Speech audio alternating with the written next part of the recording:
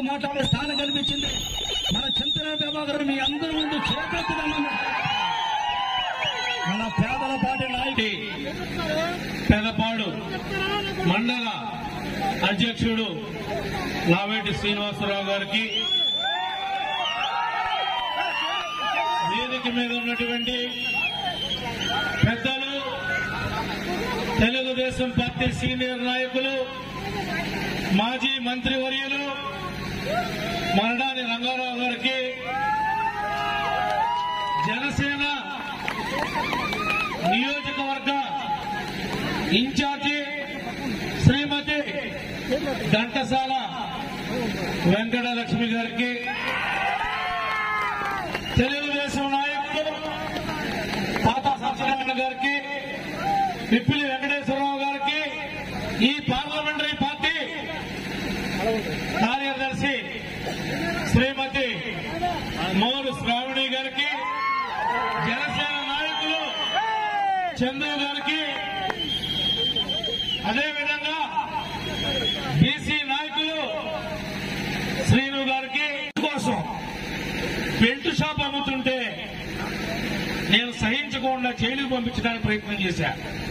ఈ పక్కనే ఉందో లేదో తెలియదు నాకు.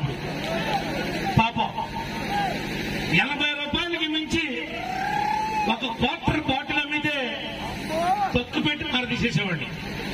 వాడు నా పార్టీ ఎవడైనా సరే నేను ఎక్కడ రాజీ పడలా. అదే 80 రూపాయల బాటిల్ ఈనాడు 200, 250 పెట్టి కొనుక్కోవాలి. చెమట వచ్చి తన రక్తాన్ని, తన చెమటని కాయ కష్టంతో ఒక రైతు దగ్గర, ఒక మేస్త్రి దగ్గర, ఇంకొకరి దగ్గర భగవత్మానం ఉడికించేసి సాయంత్రానికి 600, 700 తెచ్చుకుంటుంటే అలాంటి పేదవాడి యొక్క నోటి దగ్గర కూడు నీ యొక్క మద్యపానం పెంచిన రేట్ల వల్ల వాడి పిల్లలకి సరైన పౌష్టికాహారం లేక, వాడి భార్యకు లేక, వాడిని కన్న అమ్మకి నాన్నకి పళ్ళెములో ఒక ముద్ద కోడలు అయినాక నాన్న అవస్థలు పడుతుంటే నీవు 80 రూపాయల బాటిల్ని 200 పెంచి ఎవడెమ్మ మొగుడు సొమ్మను వసూలు చేస్తున్నావు జగన్మోహన్ రెడ్డి అని అడుగుతున్నాడు. గాలికొచ్చుకున్నాడు, కొట్టుకొచ్చున్నాడు. గెలిచినందుకు నేనేం బాధపడుతున్నా. జనం యొక్క అమాయకత్వాన్ని వాళ్ళు హ్యాష్ చేసుకున్నారు.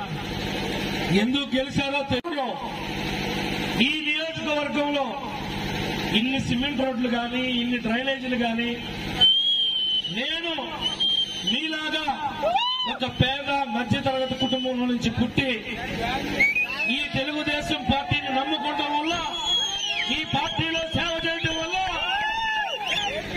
చంద్రబాబు నాయుడు గారి నాయకత్వంలో 2 సార్లు శాసనసభ్యుడిగా చంద్రబాబు గారు కూర్చున్న కుర్చీలేలమాల, రాజశేఖర్ రెడ్డి గారు కూర్చున్నటువంటి కుర్చీలేలమాల, రోసయ్య గారితో, కిరణ్ కుమార్ రెడ్డి గారితో, మరలా చంద్రబాబు గారితో పనిచేసేటువంటి సువర్ణ అవకాశాన్ని కల్పించినటువంటి నా ప్రజానీకానికి జన్మ జన్మలకి కూడా రుణపడి